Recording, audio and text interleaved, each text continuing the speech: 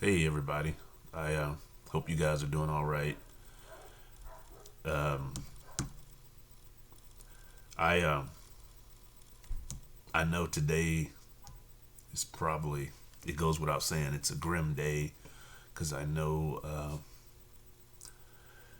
at this moment in time you guys are our cousin Billy Ray. He's being funeralized, um, and I couldn't be there with you guys. Uh, the truth of the matter is that I woke up late and I woke up like this, um, feeling pretty congested and not so well. Um, I but what I want to say, and I'm sending this to y'all because I think you guys are, whether you believe what I'm about to tell you or not, that you guys are the ones in the family that are probably at least willing to listen and to hear what I'm about to tell you. Um, um, the truth of the matter is that I've been having a frequent recurring dream about my brother James Tyrone Thomas, and I know that I've told Lisa about these dreams. I do not know if I've really told anybody else. I may have told Jaqueline. I know Jaqueline and I have had some talks.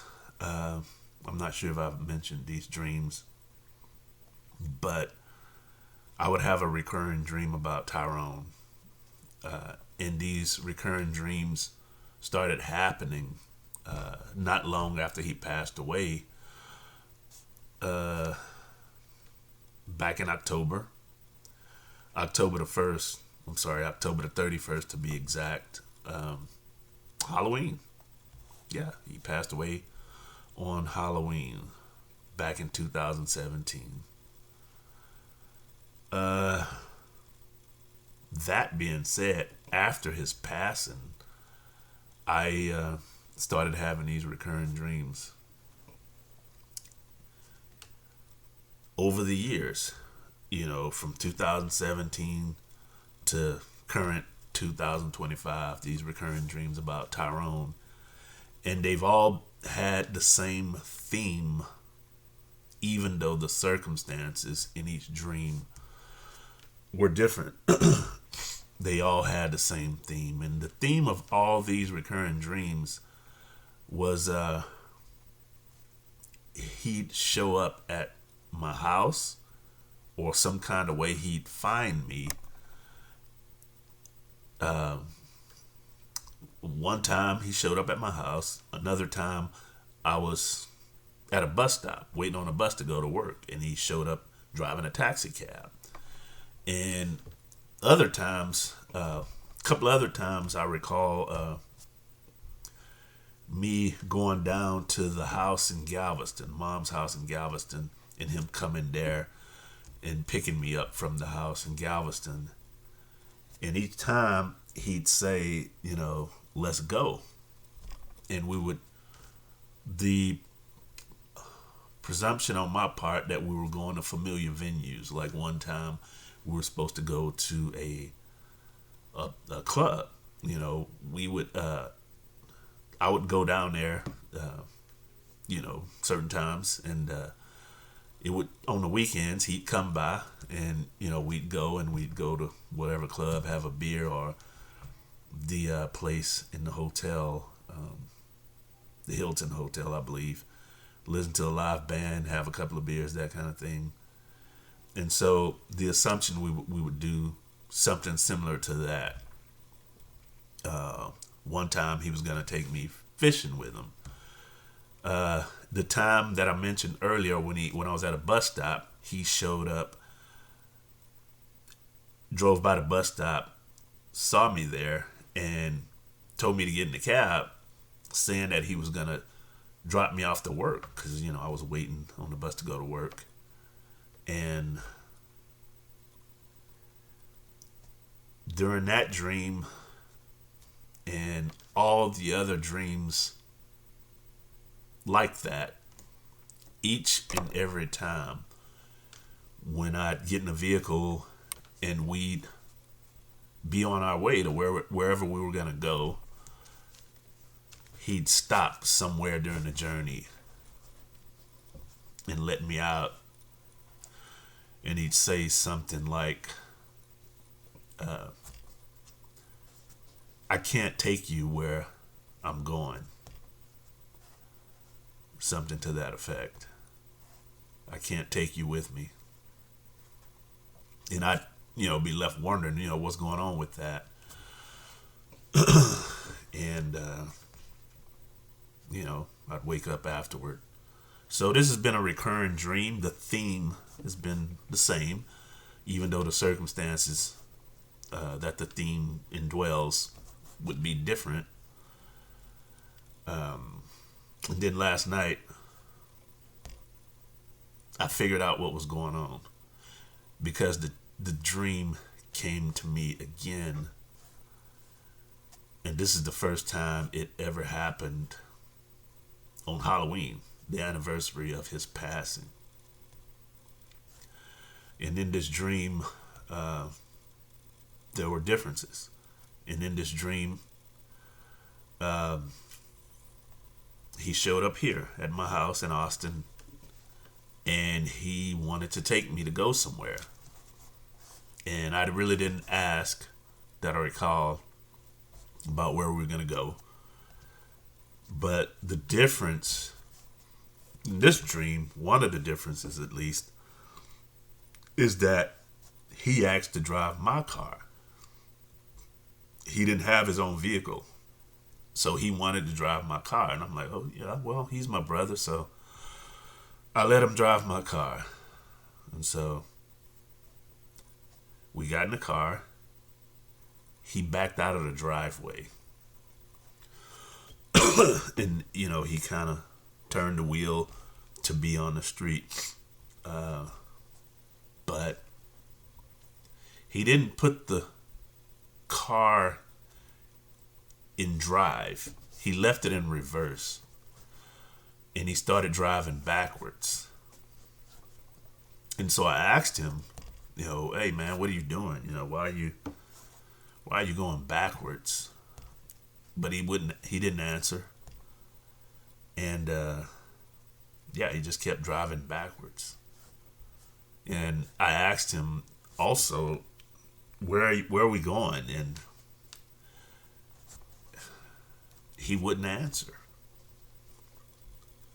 And oddly enough, I don't know if you can envision this, but this is the best way I can describe it. We're driving backwards down the road, and the world around us outside of the car, like you've been in your car and you see the full scope of the panoramic environment, all around you, the whole world around you. I don't know. You've probably heard of the expression, the walls are closing in on you. If you can imagine the whole surrounding panoramic view of the world closing in, just closing in the whole panoramic space of the world, just closing in as walls would close in. That started happening while we were continuing to drive backwards. And I looked at him and I said, what's going on? And then it dawned on me, and I asked, are you trying to take me out? Or are you trying to kill me? And he didn't answer. He looked at me, but he didn't answer. And he just kept driving backwards. And the surrounding panoramic space kept closing in. So I grabbed one of his arms off the wheel. in an attempt to grab the wheel myself. And we started fighting to get control of the car. I wanted to put it in drive as opposed to reverse, and we're wrestling over control of this vehicle. And then some kind of way, it dawned on me.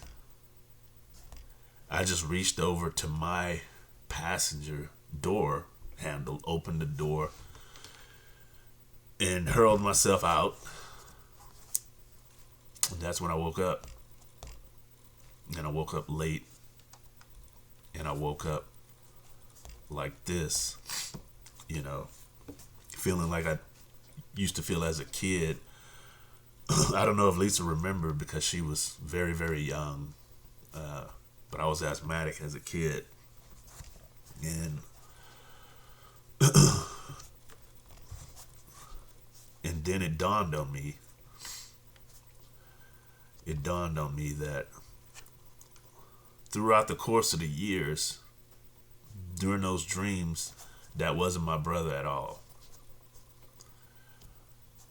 And it's kind of ironic, and I don't think coincidental that this dream happened on the anniversary of his death. I don't know if I was meant to be taken. I don't know. I'm not going to go so far as to say that, but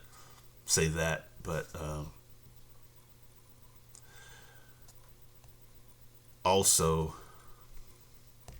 again, I know we all loved Billy Ray. Billy Ray, he's one of those cousins, one of those very few relatives that, even though he was a cousin, he was more like a brother. And you can call this my personal opinion. But I believe only real people go to heaven. I think that a lot of people consider themselves real for whatever various reasons. They do things, they call people out or whatever they do. I mean, they call themselves real, but they're not really real. Billy Ray was Billy Ray all the time. No matter where he went, what environment, who he was around, he was always the same dude. He was real. And him and James Tyrone Thomas were buddies. They had a real close bond. And James Tyrone Thomas had a nickname for him, Wheels of Steel. Because Billy Ray was a DJ at a club before. He was a real dude. And so I'm just going to take this time to say congratulations to him for earning his wings. He earned his wings.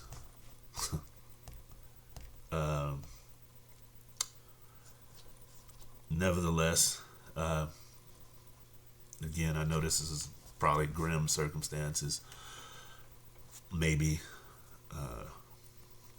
you see it as a celebratory type thing, but he's up there probably right now fishing with James Tyrone Thomas, shooting the breeze. But other than that, I just want to tell y'all, I hope you're doing well. You guys are in my prayers. And God bless.